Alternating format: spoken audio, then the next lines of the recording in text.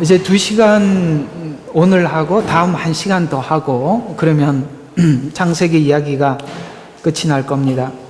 아마 이 창세기 속에서 여러분들이 많이 신앙의 방향의 답도 얻었을 것이고 은혜도 되었으리라고 생각을 합니다. 창세기를 기록한 목적, 출애굽기를 기록한 목적은 선명히 그 목적이 달라서 창세기라는 성경으로 나누었고 출애굽기라는 성경으로 이렇게 따로 나누었지요. 모세오경 안에 포함은 되어 있지만 이 이야기가 우리에게 강조점이 서로 분명히 다르기 때문에 그렇습니다. 창세기, 출애굽기 들어가서 한 번 더 여러분들에게 말씀을 드리겠지만 창세기는 창조의 목적이 무엇이냐라고 설명을 했다면 출애굽기는 창조의 목적은 구속이다 이렇게 대답을 하고 있는 것입니다. 세상 사람들이야 창조의 목적을 그저 하나님이 인간을 만드셨다 고맙네 이렇게 끝나겠지만 기독교인들은 창세기만 이해하는 것, 창세기는 일반인들도 이해할 수 있는 부분이라고 볼 수 있다면 출애굽기는 거듭나고 구원받은 자들만이 창조의 목적이 구원이었구나 라고 이해를 하는 것이죠. 출애굽기는 그런 의미에서 믿는 자들이 이해하고 받아들이는 성경이기도 합니다. 그런 관점에서 이제 출애굽기를 여러분들과 함께 하도록 하겠지만 창세기 끝에는 요셉 이야기, 그러니까 여기에 두 인물의 이야기가 길게 나오죠. 그래서 세 사람 정도의 인물 이야기가 길게 나오는데 아브라함, 야곱, 요셉 이렇게 사람이 등장을 하죠. 이거는 3대의 가문에 걸친 하나님의 구속에 관한 시작, 꼭 한 족장에 관한 이야기 속에 오늘 요셉 이야기가 거의 마무리 단계로 넘어가죠. 근데 앞에 있는 이야기들이 사실 많이 있지만 건너뛰어서 오늘 결론적인 부분 앞에 서서 이 이야기를 한번 해보려고 합니다. 저번 주에는 요셉에 대해서 좀 많이 강조를 해왔었고 이번 주에는 유다의 이야기로 여러분들을 함께 찾아가 보려고 합니다. 유다와 요셉, 이 관계 속에서 하나님 주시는 은혜가 여러분들에게 오늘 또 솔솔찮게 크게 클 줄로 믿습니다. 자, 오늘 본문을 앞에 있는 이야기 본문을 한번 쭉 끌고 와서 45장까지 앞에 이야기들 압축해서 좀 설명을 해보면 이런 이야기입니다. 요셉은 아직도 형들에 대한 지난날 과거에 대한 분노를 다 해결하지 못하고 지금 형들을 시험하고 있죠. 그래서 이제 곡식을 구하러 온 형제들의 시므온을 인질로 잡습니다. 잡아놓고 이제 형제들에게 이야기를 합니다. 야, 그 베냐민이라고 하는 마지막 동생이 있다 그러는데 그를 꼭 데리고 와라 라고 시므온을 인질로 잡습니다. 사실은 이들은 그 앞에 서 있는 자가 요셉이라고 형들은 전혀 이해를 못하고 있죠. 음식을 구하러 갔다가 괜히 자기 가정 이야기를 꺼냈다가 베냐민이 당신하고 무슨 상관이 있기에 시므온을 인질로 잡고 베냐민을 데리고 오라고 그러나 사실 이들은 굉장히 놀랬을 것입니다. 그냥 너희 가정사를 요셉이 물었을 때 솔직하게 대답했을 뿐인데 베냐민을 데리고 오라고 시므온을 인질로 잡아버렸어요. 근데 여러분 이 베냐민은 아버지 입장에서는 요셉과 베냐민이 라헬의 자식인데 라헬을 사랑하고 생각했듯이 그 두 자녀를 사랑하고 생각했는데 요셉은 아버지 입장에서는 잃어버리고 죽은 자로 기억을 하고 있잖아, 그죠? 그런데 정말 이 베냐민을 정말 사랑했어요. 그런데 형제들은 알죠. 만약에 이 베냐민을 데리고 오라 그랬는데 아버지가 안 내놓을 줄 알고 있습니다. 너무너무 걱정스러운 마음으로 아버지께 돌아갑니다. 돌아가서 아버지께 야곱이 베냐민을 데려오라고 했습니다. 그랬더니 아버지가 거부하자 르우벤이 이제 첫째 아들이죠. 아버지에게 만약 베냐민을 데려오라 그랬어. 만약에 이렇게 베냐민을 데려오지 못하면 내가 가서 베냐민을 데리고 갔다가 꼭 데리고 오겠습니다. 그래, 제가 책임지고 할 테니까 저를 믿으십시오. 만약에 내가 그 일을 이루지 못하면 내 아들을 죽여도 좋습니다 라고 할 만큼 첫째로서 책임을 가지고 어떤 지금 가정에 있는 그들에게 큰 문제 아니겠습니까? 이 문제 앞에 형제들이 모두 다 제가 그 일에 솔선수범하겠습니다, 제가 앞장서겠습니다, 이렇게 하고 있는 하나 된 어떤 모습들을 지금 이야기를 하고 있습니다. 그러나 나중에 이제 유다가 등장해서 이 일을 일사불란하게 처리를 하죠. 그래서 자신이 책임지고 이 일을 성실하게 수행하겠습니다 라고 유다가 나와서 이야기를 하자 야곱이 베냐민을 데리고 가는 것을 허락하게 되죠. 이 앞의 이야기예요. 앞의 이야기를 정리했습니다. 그러다가 이제 양식을 가지고 돌아가는 길에 베냐민이 가지고 있는 배낭에다가 은잔을 감춰버려요. 일부러 이제 시중들에게 그렇게 하라고 그러죠. 그래서 은잔을 숨긴 사건을 통해서 베냐민이 너 이걸 훔쳐갔다고 얘기를 하면서 베냐민을 두고 가라고 하자 그때 유다가 나섭니다. 실제 아버지한테 얘기했던 것처럼 유다가 나서서 아버지가 슬퍼할 것이라는 이야기를 지금 요셉에게 간곡한 말로 진심 어린 말로 하자 요셉이 드디어 그때서야 내가 누군지 형제들에게 자기 정체를 드러내죠. 자기 정체를 드러내고 했던 말이 오늘 45장 이야기입니다. 이제 그 앞에 이야기를 간추려서 여러분들에게 말을 했습니다. 너무 기니까. 그래서 그때 요셉이 자신이 걸어온 길이 이 정체를 드러내고, 잘 들어요. 여기서 이제 굉장히 중요한 게 있습니다.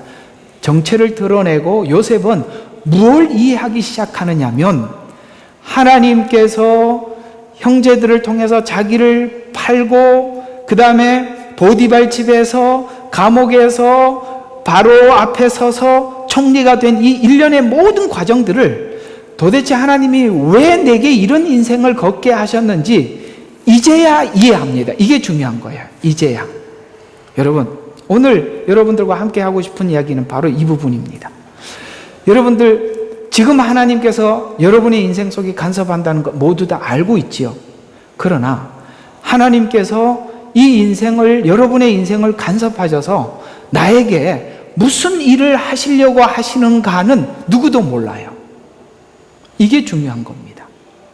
그렇기 때문에 우리에게는 지금 이 어려운 시간들이 어떤 방향을 향해서 가고 있다는 희미하게나 방향은 잡고 있지만 실제적으로 내게 향하신 하나님의 목적이 뭔지는 희미할 뿐 뚜렷하지는 않아요. 우리 복음성가 가사처럼 차츰차츰 안개는 거치고, 그러니까 차츰차츰 안개가 거칠 뿐이지 희미하게 보일 뿐이지 이거구나 하고 잡을 수는 없어요.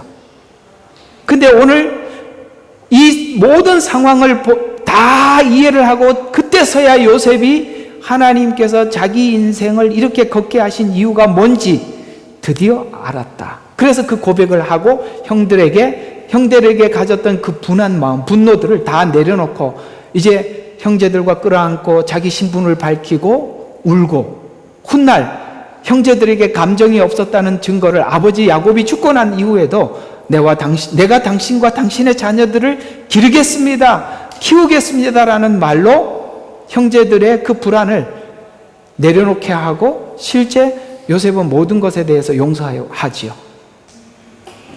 그래서 오늘은 피해자와 가해자 사이에 하나님이 무슨 일을 하시나?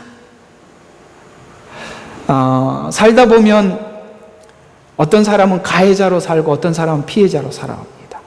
그러나 피해자는 피해자대로, 가해자는 가해자대로 하나님은 무언가를 지금 하고 있다는 것이죠. 피해자는 요셉이었습니다. 가해자는 유다였죠. 형제들이었습니다. 그러나 놀랍게도 어떤 하나님께서 원하는 자리에 갔을 때, 정점에 도달했을 때 요셉의 신앙의 수준에 유다도, 베냐민도, 그 형제들도 그 수준에 올라가 있었다는 것에 대해서 우리는 놀라고, 하나님은 어떤 사람에게는 드러내서 일하시며, 드러내서 일했다라고 보면 오늘 요셉이고, 감추어서 일했다면 유다죠.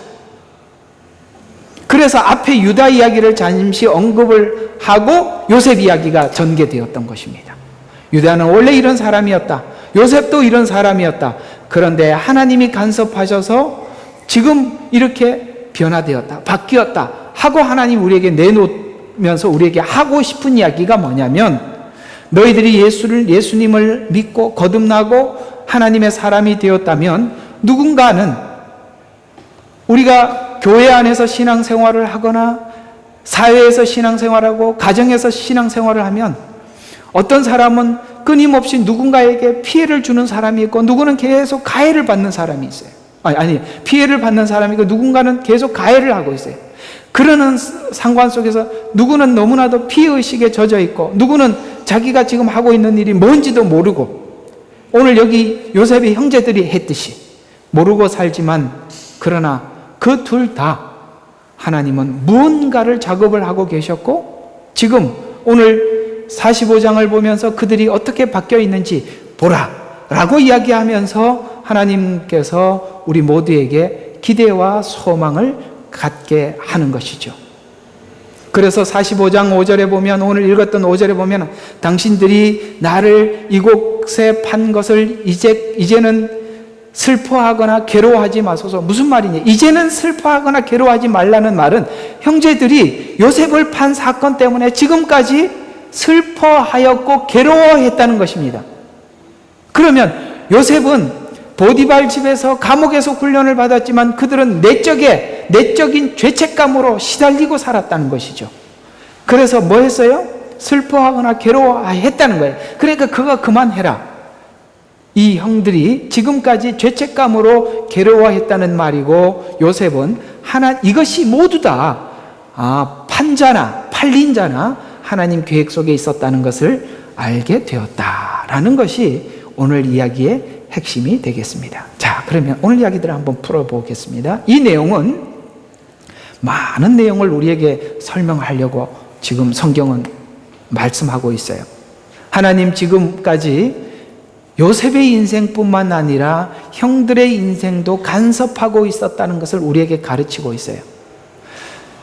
우리 신앙인들이 하나님 앞에 하는 오해 중에, 신앙은 영웅적이다. 하나님 앞에 믿음을 지키고 꿋꿋하게 이 자리를 잘 지켜나가면 총리가 되고 하나님 위대한 다윗이 되고 이렇게 영웅적일 것이라고 생각하거나, 극적인 반전, 어떤 하나님이 간섭하셔서 우리 인생이 확 극적으로 반전이 되어서 있을 것이라고 기대하는 사람들에게 우리에게 충고와 교훈을 하고 있다는 것입니다. 왜냐하면 우리는 너무나도 신앙이 비현실적이며 신비적이에요. 하나님, 신비로운 간섭을 해 주십시오. 하나님, 내게 어떤 극적인 반전을 주십시오. 다윗처럼 용기 있게 나가서 한번 골리앗을 때려잡고 이스라엘의 왕이 되게 해주세요. 요셉처럼 하나님, 내가 지금 이 힘든 시간들을 잘 이기고 견딜 테니 훗날 저기 요셉을 세워주듯이 저에게도 이렇게 반전의 기회를 주십시오 라고 기대하는 우리 모두들에게 하나님께서는 충고하고 있어요. 대부분의 사람들은, 요셉은 많은 그리스도인들 중에 아주 극소수가 요셉처럼 하나님이 쓰시지만 대부분은 유다처럼 바꾸고 있다는 걸 기억하셔야 합니다. 여러분들은 너무나도 많은 사람들이 요셉처럼 되고 싶은 꿈을 가져서 문제가 되고 있는 거예요. 그러나 유다에게도 하나님은 수많은 작업을 하고 있다는 것을 아셔야 하는 것입니다. 요셉의 생애는 극적 요소와 반전이 많습니다. 총리가 되었다는 것을 알리려고 성경이 기록한 것도 아니에요. 요셉은 결국 그가 이 상황이 되었을 때, 총리가 되고 기근이 되었을 때 가족들이 애굽에 올라와서 요셉을 만났고 하나님께서 우리 이스라엘 백성들, 우리 가족들을 아브라함에게 약속한 그 약속을 이루기 위해서 이 애굽이라는 나라에 데리고 와서 여기서 한 국가를, 민족을 태동시키기 위해서 나를 하나의 씨앗처럼 사용했구나라고 알게 된 거지요. 이제 출애굽기에 들어가 보면 또 놀라운 반전이 있습니다. 그것에 그들이 사실 기근 때문에 올라왔지만 400년 동안 시달림을 당합니다. 시달림이 도리어 이들에게는 더 강한 민족으로 거듭나게 만들 뿐만 아니라 이 시달림으로 인해서 여성들이 너무 강해. 출산도 그냥, 출산기 가면 하겠지만, 출산도 그냥 산파들이 오기 전에 출산을 해버려. 그럴 만큼 세상의 시달림이 성도들에게는 도리어 훈련장이 되고 더 성숙해져. 이제 이게 출애굽기에 나오는 이야기입니다만, 이런 하나님의 보이지 않는 계획과 섭리가 숨어서 우리의 모든 인생을 지금 인도하고 있다는 것이죠.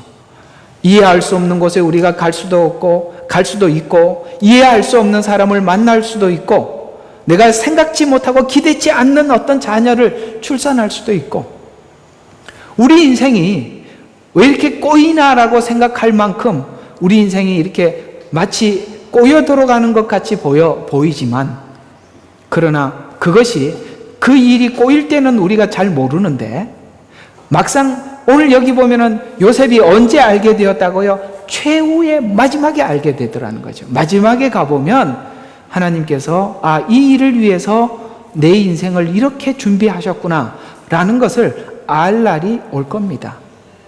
그래서 지금 모르더라도 소망 중 여러분의 현실을 지나가기를 주 이름으로 축원합니다. 요셉은 결국 가족을 구원하기 위해 앞서 보낸 쓰임받는 것이라고 설명하고, 또 요셉의 내면을 아름답게 다듬었다는, 그러니까 이 요셉에 대해서 오해를 하면 안 되는 것이 뭐냐면, 총리 대신이라는 외적 조건을 보고 자꾸 그쪽에 초점을 맞추면 우리의 인생이 하나님 앞에 축복, 눈에 보이는 축복을 구하게 됩니다. 그러나 오늘 여기 보면 원수 같은 형들 앞에 서서 그가 진심으로 용서하는, 그야말로 내적으로 아름답게 가꾸어지고 만들어진 요셉이라고 우리에게 소개를 하고 있는 것입니다. 마치 우리가 하나님 앞에 하나님의 뜻을 다 발견하고 나면 우리가 원수같이 여겼던 모든 사람들을 용서할 수 있었던 것 같이 말이죠. 오늘 여기 보니 형제들을 용서하듯이, 우리가 왜 용서가 안 되느냐면, 이게 하나님 관점에서 이해가 안 되면 원수가 용서가 되질 않고 원수를 갚아달라는 기도밖에 할 수 없는 거예요. 그러나 그 원수가 우리에게 엄청난 일을 했다는 걸 이해하셔야 하는 것입니다. 약속을 이루는 그 모든 과정 속에서 하나님은 이 요셉이 고난을 통해서 약속을 이루고, 또 선하신 하나님의 섭리도 그 과정을 통해서 결국은 확인하게 되고, 이 어려운 그 훈련받는 과정을 통해서 신앙이 건강하게 되고, 이해가 가십니까? 약속도 이루고 하나님의 섭리도 확인하고 자기 신앙도 건강하게 된. 그래서 생각해봐요. 우리가 지금 하고 있는 여러 가지 어려움들이 우리의 신앙을 도리어 건강하게 하고 있다는 걸 아셔요. 그렇게 여러분 믿어지시지요? 사실은 우리가 여유롭고 넉넉해져 가는 것에 대해서 사실 더 두렵습니다.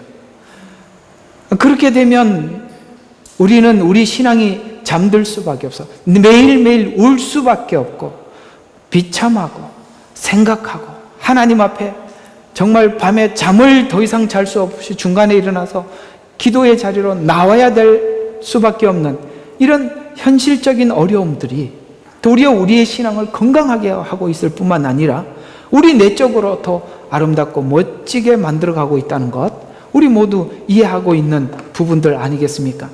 어떤 신앙인들은 자신이 가진 신앙으로 극적인 반전으로 세상에 힘을 가진 오늘 이 총리 대신이라는 어떤 위대한 사람이 되고 싶어하는 자들에게 전하고 싶은 말은, 요셉이 훈련을 받고 와 있는 자리에 놀랍게도 형들도 함께 와 있다는 것에서 야곱이 요셉을 잃었고 베냐민도 잃을 것이라는 슬픔 앞에서 형제들이 마치 서로 자기가 희생할 것을 말하고, 또 뿐만 아니라 이 어려움 앞에서 전부 다 연합하고 하나된 수준에 있는 자리에 와 있다고 설명하고 있는 것에서 본문에서는 요셉과 형들이 서로 만나고 있는 것입니다. 요셉은 이렇게 이 방향에서 성숙해 왔고 형제들은 저쪽에서 성숙해 와서 어떤 문제가 생겼을 때 온 가족이, 옛날에는 자기 이익을 위해서 요셉을 팔려고 형제들이 작당을 했지만 지금은 이 문제 앞에서 모든 가정들이 하나가 되는, 연합되는.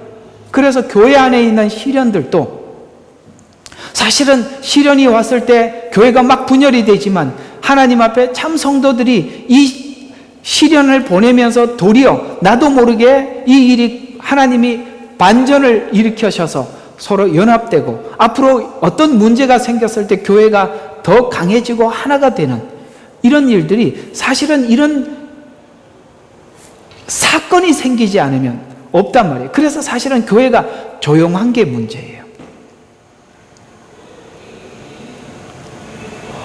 이랬다 무슨 문제가 생길라. 그러나 사실은 우리는 이런 문제들 앞에서 우리 개인적인 어떤 인생의 문제들 앞에서 너무 두려워하지 마십시오. 이 문제의 주체자가 하나님이시라는 것이죠. 그래서 신앙생활을 하다 보면 어떤 사람들은 가해자가 되고 어떤 사람들은 피해자로 억울함을 가지고 살아가지만 그러나 가해자는 하나님께서 오늘 유다를 이야기하는 거죠. 유다와 그 형제들은 양심의 가책으로 앞에 보면 지금 이들이 자꾸 이런 일이 꼬이잖아요. 요셉이 어떤 작전을 부리고 그들이 지금 꼬이고 막 이거 어떻게 하면 좋으냐 가다 보니까 저기 곡식을 사러 가져왔던 돈도 곡식과 함께 돈을 집어넣고 그 다음에 베냐민을 잘 데리고 내려가는데 은잔을 감추고 꼬이고 계속 꼬이잖아요. 그때 그들이 형제들이 했던 말들이 앞에 보면 우리가 옛날에 요셉을 팔았던 것을 지금 그것 때문에 하나님이 우리에게 이렇게 어려움을 주고 있다. 그러니까 그들이 인생을 살면서 이런 일이 생길 때마다 무슨 생각이 들었겠어요? 내가 그때 내가 그것 때문에 내가 이제 벌 받는 거야.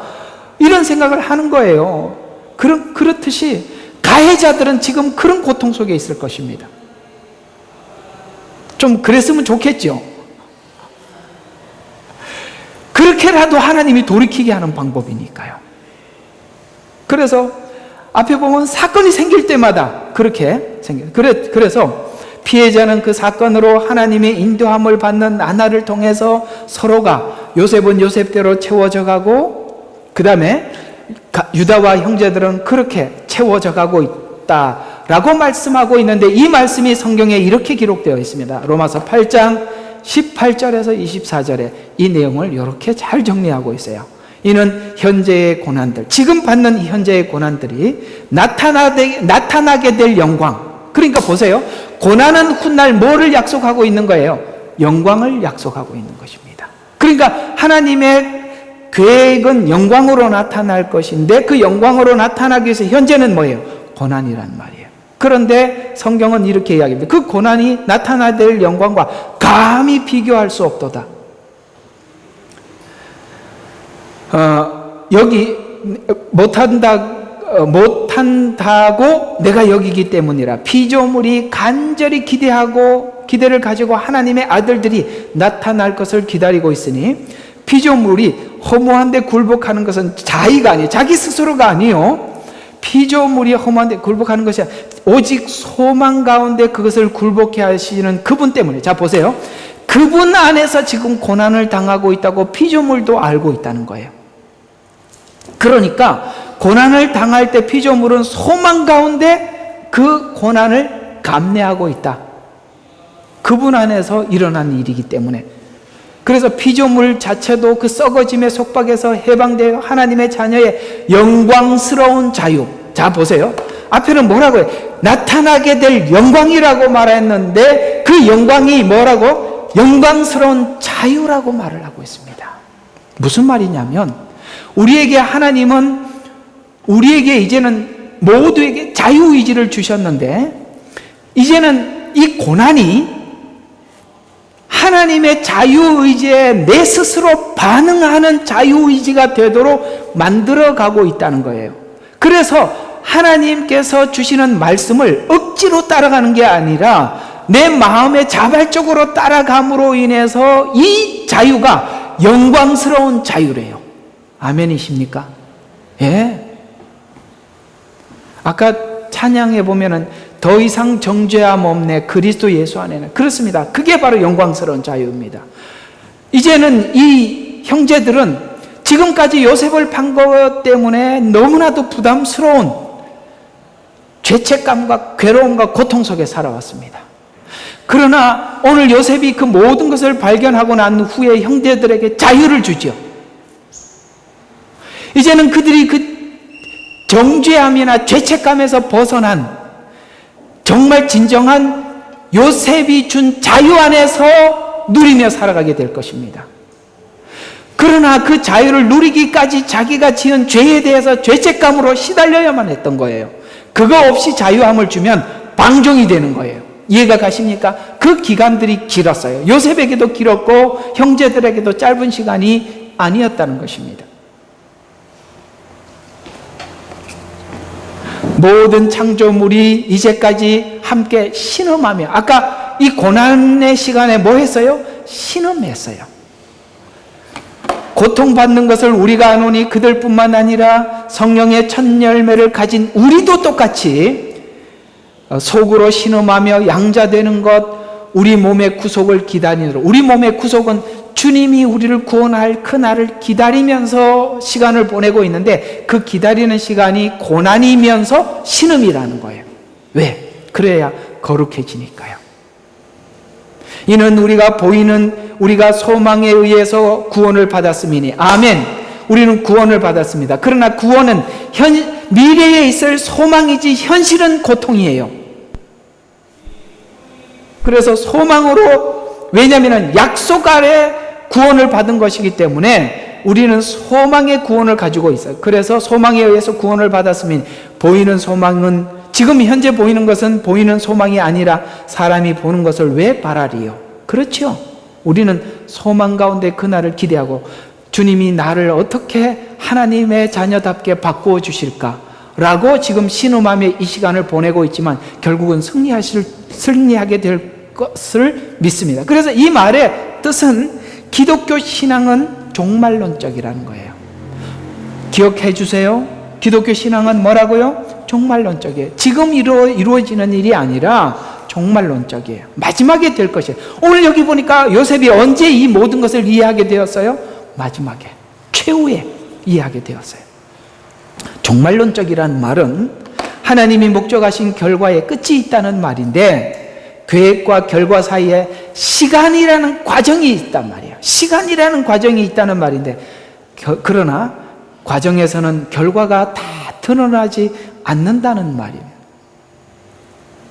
계획을 세우고 완성 사이에 시간이 필요한데 과정 속에서는 목적을 확인할 수 없어요. 그렇기 때문에 우리가 지금 뭐 하려고 그러지, 왜 그러지, 이렇게 우리가 신음하면서 이 시간을 보낼 수밖에 없어요. 누가 그걸 끝을 알고 가겠습니까? 그러나 최후의 끝은 무엇인지는 알지만, 지금 하나님께서 나에게 간섭하셔서 고쳐야 할 걸, 해결해야 될 걸 우리는 다 알 수 없어요. 사실은 우리가 고쳐야 될 것이 많은 사람들은 없다고 생각해요. 다른 사람들은, 내 옆에 있는 사람들은 고칠 게 많다고 생각하고 나는 없다고 생각하는, 그러기 때문에 이해를 못하는 거예요. 그러나 하나님만 아시죠.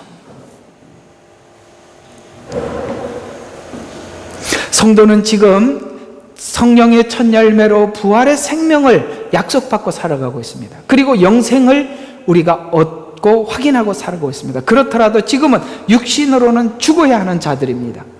그래서 지금은 신음하고 고통받는 것이 현실의 삶이죠. 신음하고 고통받는다는 것은, 신음하고 고통받고 있는 증상은 뭐냐? 갈등과 갈증입니다. 아멘.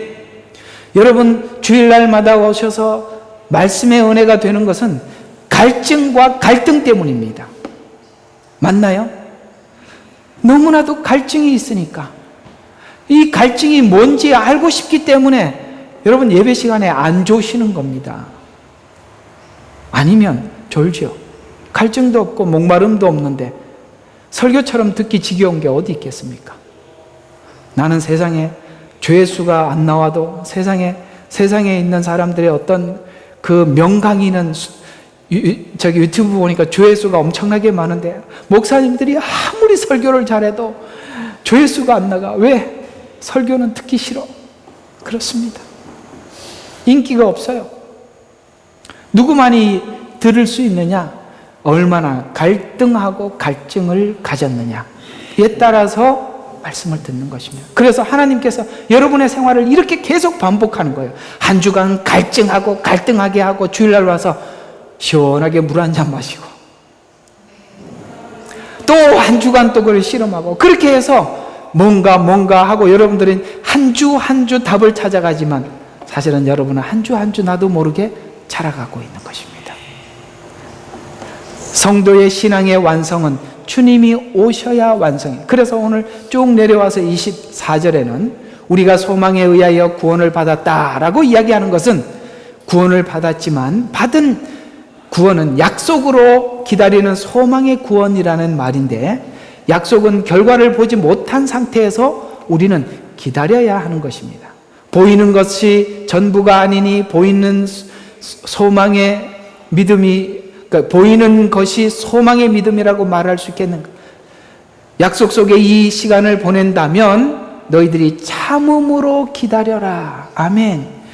이걸 잘 참고 기다렸던 사람이 요셉이었습니다. 잘 참았지 않습니까?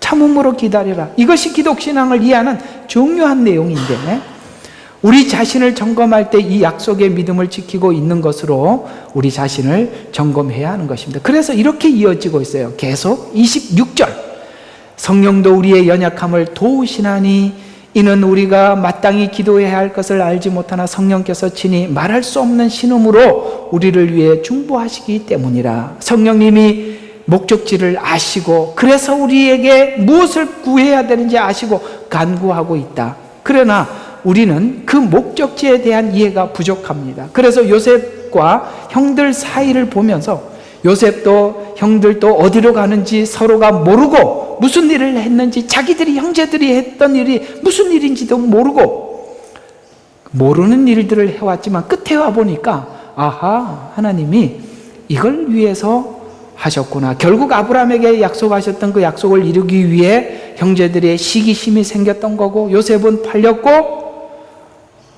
공교롭게도 보디발 집에 거기서 믿음과 신앙을 지켰더니 보디발의 아내의 모함의 오해에 의해서 감옥에 들어가게 되었고 거기서 정치범 수용소에서 정치범들이 하는 이야기를 옆에서 듣고 정치가 이렇게 돌아가는구나 배우게 되었고 꿈을 꾸게 되었고 바로가 꿈을 꾸고 이 모든 일련의 과정들이 하나님께서 하나님의 뜻을 이루기도 하셨으면 나를 건강하게도 하셨고 그래서 하나님은 모두가 유익하게 나에게도 유익하게 하셨고 우리 가족에게도 유익하게 하셨고 하나님의 뜻을 또 이루었구나 라고 최후에 알게 되더라는 것입니다.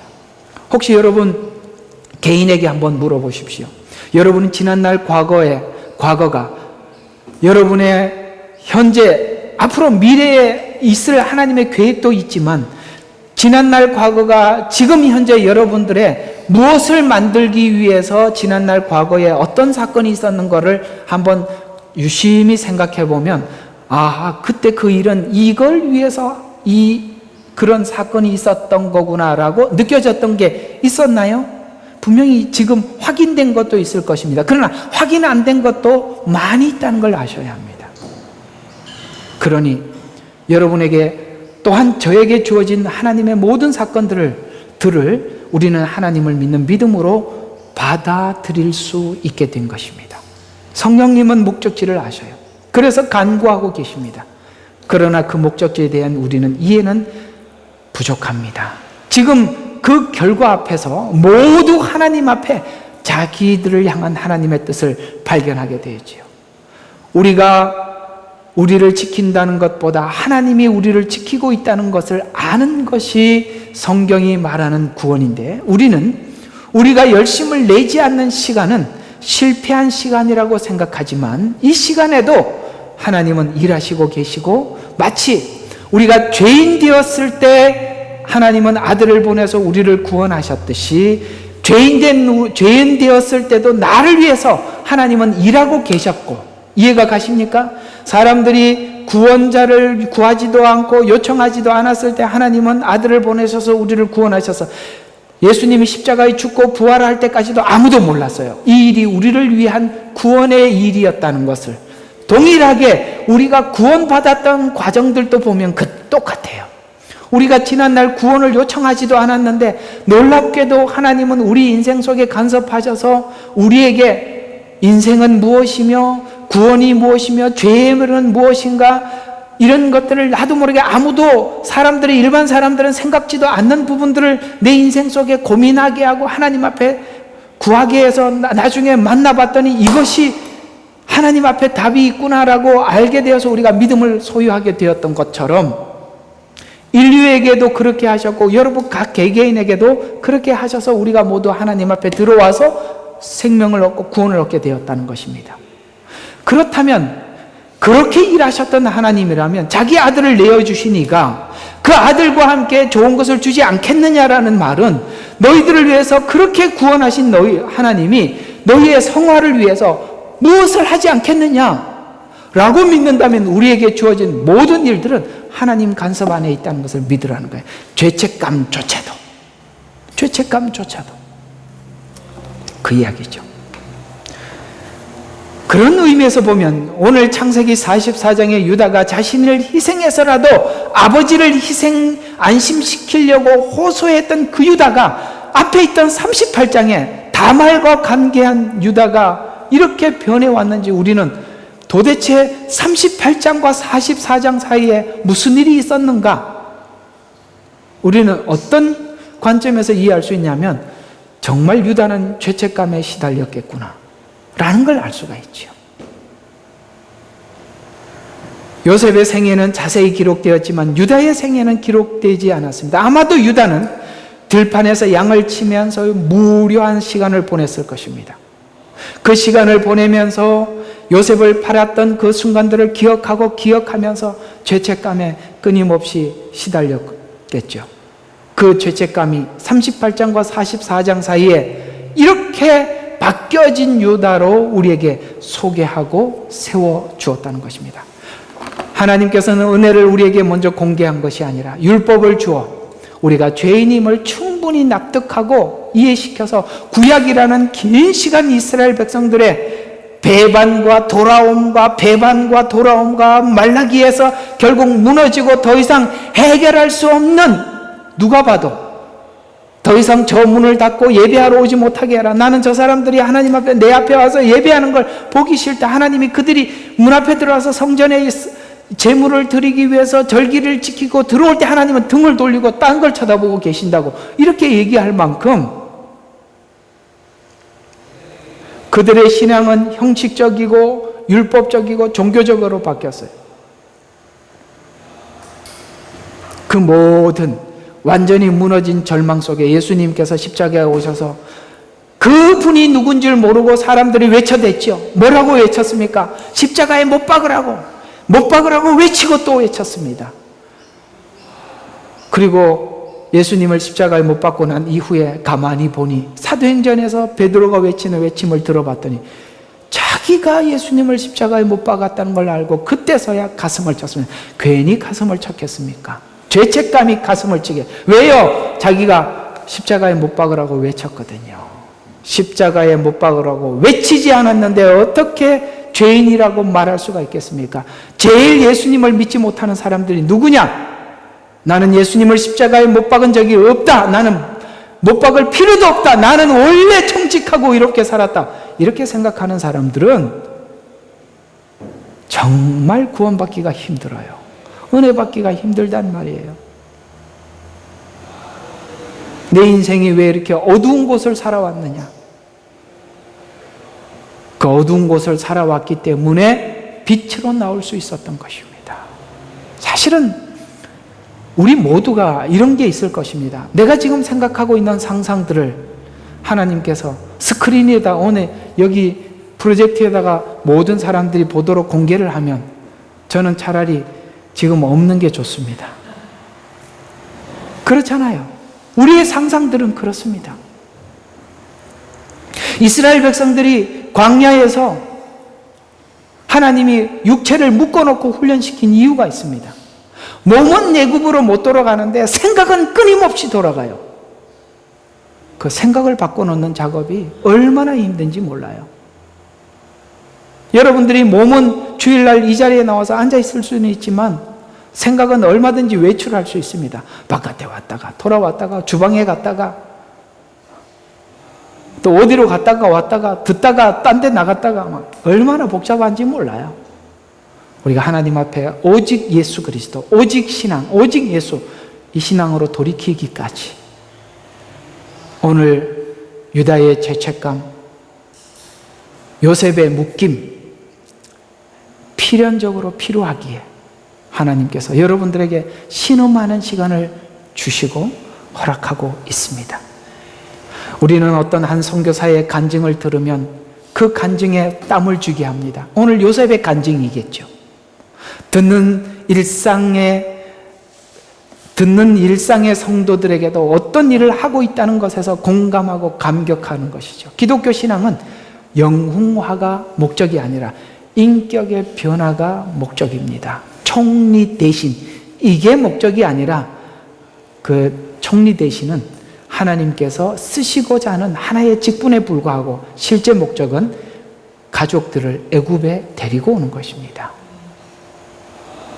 대부분 성도는 사실은 특별한 일 없는 일상들을 보내고 소모되고 무료한 시간 속에 이게 인생이 뭔가 하는 이런 시간들을 우리 모두가 보내고 극적인 요소가 없는 시달림의 시간에 요셉의 형들이 지금 그런 형들은 극적인 시달림이나 극적인 어떤 요소들이 없지만 오늘 요셉의 자리에 와 있습니다. 형들도 요셉의 지점에 와 있더라는 것이죠. 이것은 요셉의 형들의 일상 속에 간섭하여 만들어낸 하나님의 신비예요. 그것을 로마서 8장은 계속 설명하다 28장에 이 모든 것이 합력하여 선을 이룬다는, 여기서 말하는 모든 것은 뭐냐? 사소해 보이는 모든 것까지, 거기에도 하나님의 간섭에는 우연도 실패도 절망도 기적일 뿐이라는 거예요. 아멘. 우연도 실패도 절망도 기적으로 만들어내는 것이다. 하나님이 간섭하시면 팔려간 요셉이 총리가 된 것 같이, 종이 총리가 된 것 같이 일상을 겪는 형들의 양심의 가책이 자기를 부인하고 상대방을 높여 앞에 낮추는 자로 세웠다는 것. 아멘. 자기를 부인하는 자로 하나님 결국은 만들어냈다는 것이죠. 우리가 이걸 모르면 옆에 있는 성도들에게 이런 못난 말을 하는데요. 너는 왜 나처럼 하지 못해? 아마도 요셉처럼 했다가 자기는 요셉처럼 살아서 요셉처럼 총리 이 높은 자리에 하나님, 예를 들어 요즘으로 표현하면 하나님이 돈을 더 많이 주셨고 좋은 대학을 졸업하고 높은 직책에 올라와 있어요. 너는 나처럼 왜 이렇게 못해? 이건 전부 다 뭐예요? 성경을 오해한 것입니다. 지금 요셉이 총리가 됐다는 걸 설명하려고 하는 게 아니라 이 말이에요. 용서하는 요셉을 봐라, 이걸 이야기하는 것이죠. 하나님이 간섭하는 인생의, 성도의 인생은 늘 하루하루가 하나님의 기적 같은 시간들인데 마음의 부담, 가책, 반성, 한숨, 이런 것들이 내 일생에서 무언가를 재촉하고 있다는 것입니다. 그리고 무언가를 만들어내고 있다는 것이죠. 그래서 우리는 매우 중요하게 깊이 있는 영적인 시각을 가져야 하는데, 하나님이 만들려고 하는 것은 내가 값없다고 이해가 가요? 하나님이 만들려고 하는 것을 값없다고 여기지 말아야 돼. 그걸 값있게 여겨야 돼요.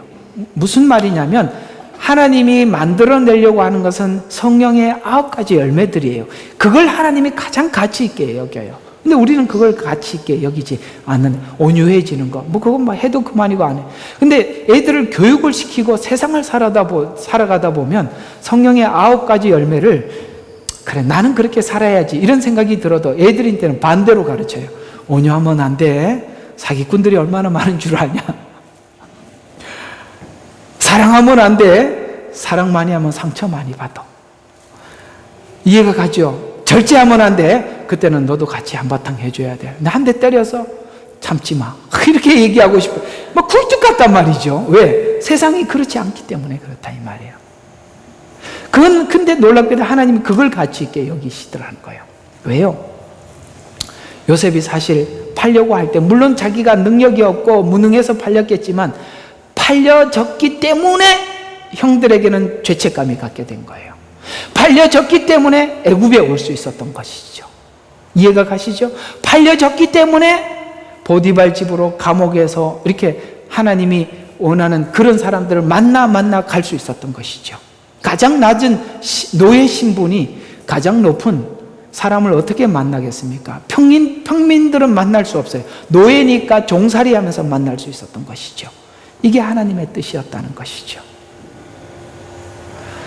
사실은 그들이 이렇게 살면서 합력하는 걸 배웠고, 절제하는 걸 배웠고, 사랑하는 걸 배웠고, 십자가 지는 걸 배웠습니다. 그래서 그 모든 부담들이 내면을 만들어 가도록 내어주어야 하는 것입니다. 이것이 내 안에 새로운 기적을 만들어내고 있기 때문입니다. 구원은 하나님의 작정 속에 완료형으로 마칩니다. 아멘. 완료형. 그래서 이렇게 이야기합니다. 완료형을 로마서 8장 30절에 그리하여 예정하신 그들을 또한 부르시고 부르신 그들을 의롭게 하시고 의롭게 하신 이들을 영화롭게 뭐 한다고요? 하셨느니라 라고 미래 완료형으로 이야기하는 거예요. 무슨 말이에요? 하나님이 작정한 건 무조건 되는 겁니다. 그래서 완료형으로 끝을 내고, 그래서 우리는 완료형에 대한 소망을 가지는 것입니다. 즉 하나님의 작정은 결과라는 말이죠. 왜요? 누구도 하나님의 작정을 방해할 수 없기 때문입니다. 자, 결론입니다. 오늘은 단출하게 결론을 내려보겠습니다. 예수님을 보내어 완성하신 완성이 당연히 이루어질 것입니다. 우리를 구원하신 일, 우리를 성화시키는 일, 또한 주님이 이 땅에 다시 오실 일 모두 완성할 것입니다. 내 시행착오가, 내가 살아가면서 시행착오들이 내 운명을 바꿔놓지 못합니다. 아멘이십니까? 여러분이 실수하시더라도 하나님이 작정한 것은 될 겁니다. 근데 이걸 오해하면서 듣지는 마세요. 여러분 실수하십시오. 그것 때문에 절망하지 마십시오. 실수했던 것들이 도리어 우리에게 신앙의 유익으로 찾아올 날이 분명히 있을 것입니다. 오해하면서 듣지 마세요. 아, 나 앞으로 계속 실수할 거야. 이렇게 하지 말라 이 말이에요. 그러나 거기에 함몰되어 있지 말라는 것입니다. 왜? 하나님의 작정은 완료형으로 기록되어 있습니다. 하나님이 하실 것입니다. 기도하겠습니다.